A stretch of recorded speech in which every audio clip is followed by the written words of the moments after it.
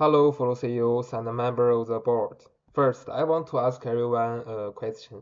If your company got rid of all vacation approval process, expense limits, and even didn't require employees to place their booths, would the team create more value or fall into chaos?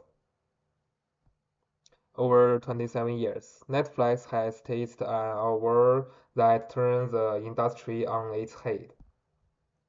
In 1987, the founder Reed Hastings paid a $40 late fee for returning a videotape late. This small annoyance gave birth to the early version on Netflix. Netflix's first DVD retail business was once overshadowed by the giant Blockbuster. In 2000, Netflix offered to be acquired for $15 million, but Blockbuster rejected it flat. No one could have guessed that this small, overlooked startup would later shift to Starmy. That shift led Blockbuster to declare bankruptcy in 2010. Today, Netflix has 282.7 million global subscribers and it's a leader in the entertainment industry. Behind all this is a set of management country systems that same country director but are full of volatility.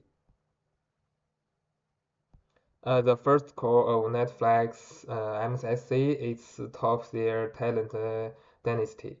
They firmly believe that one top their A employee is much better than two average B employees. So they always pay top market salaries and use the keeper test.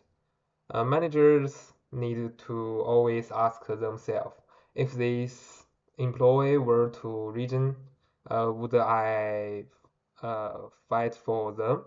And having a culture where you can only keep the best makes rules complicate rules. A high performance atmosphere is created naturally. Former HR head of Naturally Party McCord said, "We don't give you reward for effort. We only reward the rules. You can do a lot of work that doesn't matter."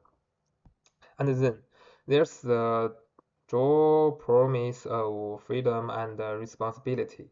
Netflix killed the old guard of rules like approving vacations and reimbursing expense. It allows the employees to make their own decisions, but that's only if it's in the company best interest, and there is no set autumn vacation days, but some employees have made a hate content by taking the time for themselves. There is no limit on expenses, and yet no one uses power, because the company assumes that a trusted adult will take care of it themselves.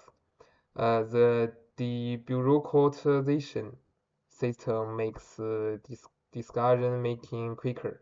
It also allows for innovation to grow. What makes it unique is that it breaks the older concept of cultural equals efficiency.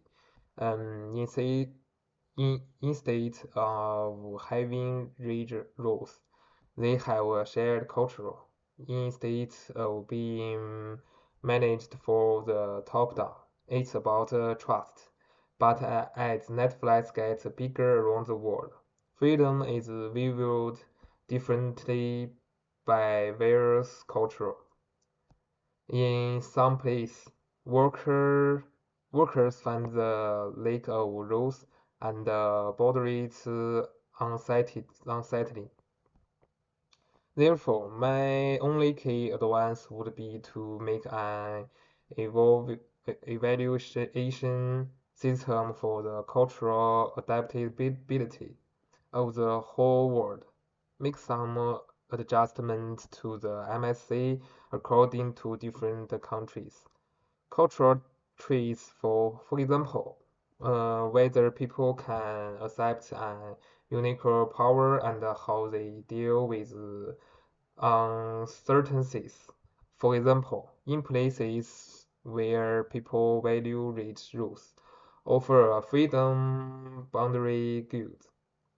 That we can keep most of the essence of the MSC, but make it easier for others to adapt it, so that it's success in all the markets of the world.